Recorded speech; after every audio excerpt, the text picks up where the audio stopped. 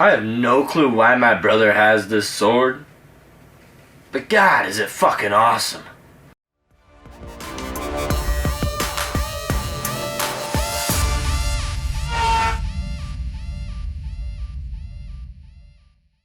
But anyways, in all seriousness, welcome back to another episode of Raunchy Reviews. And yes, it's been a hot minute, but we're back to do the sequel to the Ben 10 Race Against Time movie, which is Ben 10 Alien Swarm.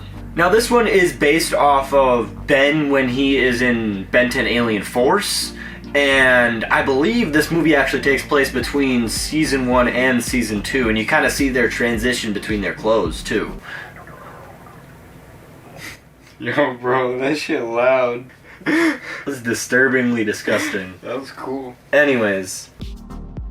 So the characters in this movie are, of course, Ben 10, Gwen Tennyson, Kevin, Max, Elena, who comes in pretty early on. She's a newer character to the shows. And, I'd say that's about it for main characters, correct? And there's the villain, Victor Validus. Victor Validus, yeah, that's an intense name. And that's not Russian. No, that's pretty much everyone. And then a sick-ass cameo from a ship-it guy. So we're going to start off talking about Ben, and honestly, he's a lot more angstier than he was in the TV show. He definitely cracks more jokes in the show, but in this, he's definitely, like, all business. I don't hate it, I guess, you know? I do think it was a better way of portraying him live action than actually having him joke all the time. Because if he would have been joking in the face of all of the evil, he would have looked like an asshole. Yeah, that's, I think... You get away with it in cartoons. I don't know. I think even in the cartoon, it does start getting into that realm where it starts getting even a little assholey. We should then talk about, I guess, Ben's love interest in this, or I guess the person he's trying to pursue, which is Elena Validus. And she is the main villain, Victor Validus' daughter. And she kind of, I guess, jumpstarts the plot more so in this movie.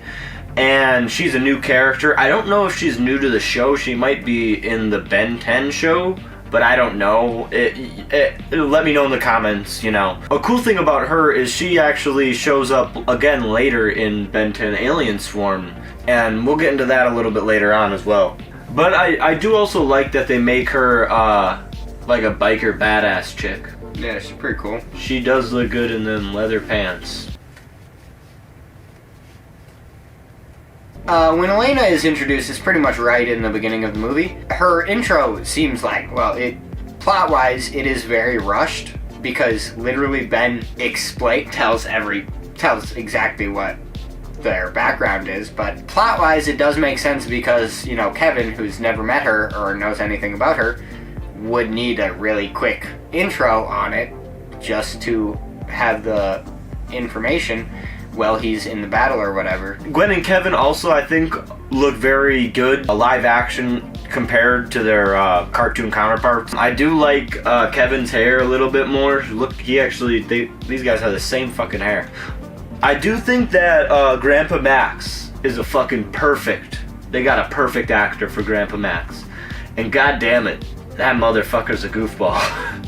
I don't know if he's a goofball or we just find him funny. Cause yeah, he's not supposed to be funny. Like, this guy's playing it serious. One thing that I need to bring up about Grandpa Max. So apparently, the plumber's headquarters is tunnels. It's tunnels and a big computer room. and at one point, Grandpa Max is chained up and escapes. And within 3 seconds, Ben is like, he knows these tunnels more than anyone. We'll never find him. And it's like, Ben, you didn't even try. He was gone for 2 seconds. There's no way he's more than 50 feet away from you. You know why? Because he couldn't turn into Jet Ray and go fly after him. Because the budget did not allow him to. But I guess that, we should bring up my favorite scene of Max, which is... That sounds like a pretty good combo. And ultimately, I think it was a good casting overall with the new inclusions of Elena Validus and Victor Validus. Because him as a villain, we don't really get much about him as a villain. I mean, character-wise, we kind of he's a scientist that works for the plumbers. And then he ultimately gets, like, taken over by the chips and whatnot. And then, like, the queen of the chips takes him over or whatever. But yeah. So in this movie, Ben 10 is confronted by Elena, who is kind of needing help at this point to save her dad. So this leads Ben and Elena to kind of break off from the plumbers and form an alliance to save her dad. And the plumbers aren't a big fan of that until the main group kind of realizes that Ben is right. And it leads into a giant alien invasion. Yeah, it leads into a big alien fight. Big alien fight. Yeah, big alien fight, but on a really small alien fight, actually. Yeah, a really small alien fight, but a big scale. No, it's really small. It's really small scale, but it's a big fight. There's a big impact. Yeah, that's what we're trying to say. God damn it. We're fucked, man. You're fucked for editing. So ultimately, I do love the story of this, and I think it does hold up being a 2009 movie. Mm-hmm. And I do find it actually a lot darker than the first movie and I guess the TV shows that precede it. And with that, I do actually like the idea of Ben breaking away from the plumbers and trying to do his own thing because he knows it's the right thing to do. Even though everyone's telling him it's wrong, I think that's just really good storytelling. But once Kevin and Gwen realize that Ben is right, then they ultimately all come together again to fight off the giant alien swarm battle chip thing, whatever these things are. And it leads into a pretty cool final battle where the Omnitrix has been cooking up a new alien for Ben to use to pretty much fight against this new alien. A pretty great scene where they're all just like pretty much yelling at each other, and then Elena freaking gets attacked, and then he turns into he just turns small, which is so wild. Like, he doesn't turn into an alien right away, he just turns small. Freaking Gwen says like the wildest line. Some kind of nanomechanical organism. Nanomechanical organism. And then he's like, that's a perfect name for me. So now Ben has like this, he's this cool tiny alien where he's able to even like shrink in, I guess, to like on a molecular scale. And he goes and he fights off the queen. Well, Kevin, Elena, and Gwen are all fighting off pretty much just humans and just beating the crap out of them that are just zombies right now. Yeah, and you'll feel that in the next 20 minutes. So Ben is inside Victor Validus fighting off the queen, and it pretty much looks like he's in their cerebral cortex, right? Is that what it is? He's in some part of the brain that transmits the signals or whatever, and I don't know what's going on. He's fucking some shit up, though. But yeah, there's lasers flying around. It gets wild, and I honestly think like Victor Validus is just gonna become a meathead or something because they just like damaged him so hard. I mean, luckily he's fine in the end. Like, thank God.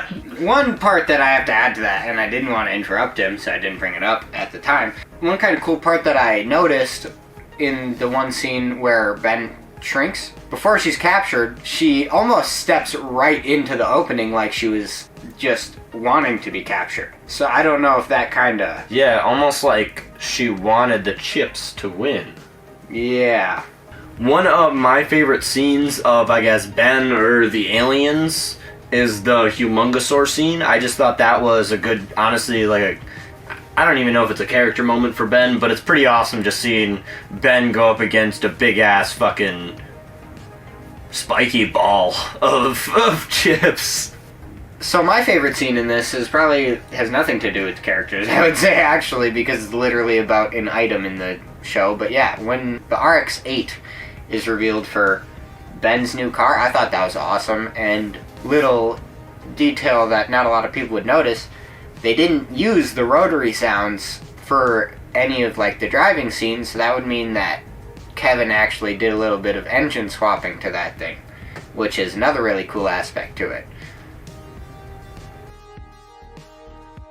So I do think all the costumings for the characters, converting it from cartoon to live action, I think they all look perfect.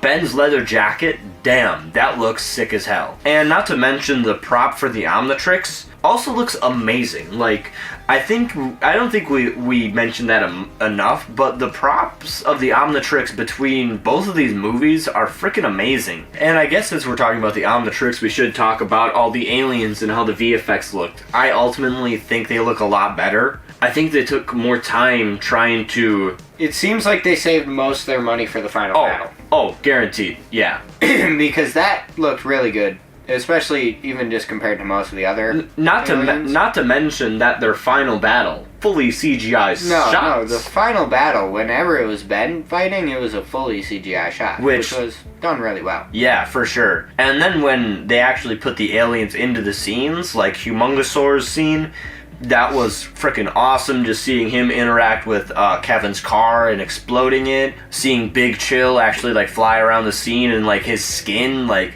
the textures on it were really cool. I guess Nanomech, looked the most fake CGI-ish, I guess. I don't know. It's weird to make a robot. It's hard to make nanomechanical look real. Yeah, it was a weird design, but I liked it. It was still a good design. I also thought how they shot this movie was really clever. Like, the way they implemented all the CGI into the scenes and like converting like Ben from himself into the aliens was they did it in very unique ways, actually, like turning him back into a human and then like turning him into an alien. Yeah, a lot of flips, kind of some white pans too. But yeah, honestly, some very clever filmmaking. Yeah, the one really standout one was when he actually first converts into Big Chill.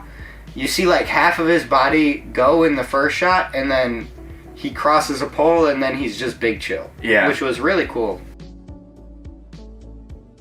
Do you remember that one scene where it's like right in the beginning where Ben is Big Chill and Victor Validus throws the bunch of...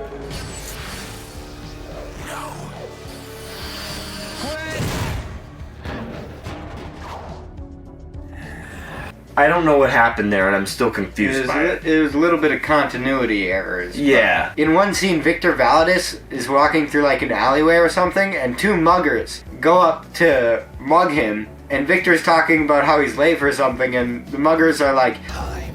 Oh yeah, pal, it's time. Time for you to give us your money. And then like Victor starts attacking them, and you just see them with like the most scared faces on. Yeah, they tried to be hard and then immediately just became bitches. Yeah.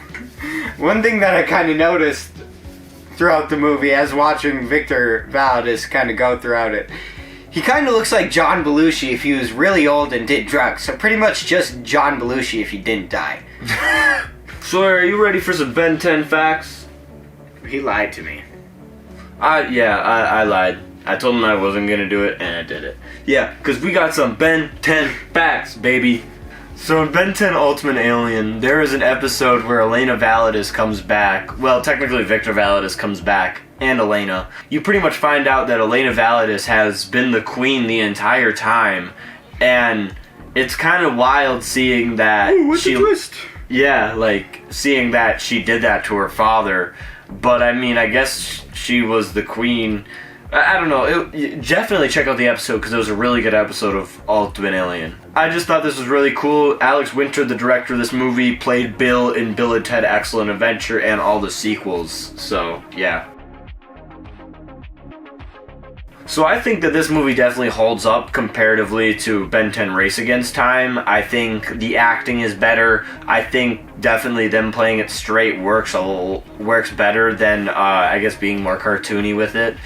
And ultimately, I think it is just because I do like Alien Force and Ultimate Alien that I do like this one better. And honestly, it does have some awesome-ass alien scenes in it too, so... Yeah, I agree. It had a lot of cool alien scenes, for sure. So the plot, I expected, honestly, to have, like, more plot holes and, just more flaws in it, but no, it actually turned out to be, a lot better than I was expecting it to be. And compared to the older, Ben 10 Race Against Time movie, it was decently better. Yeah, so what would you rate this movie? Probably a good 3.5 out of 5.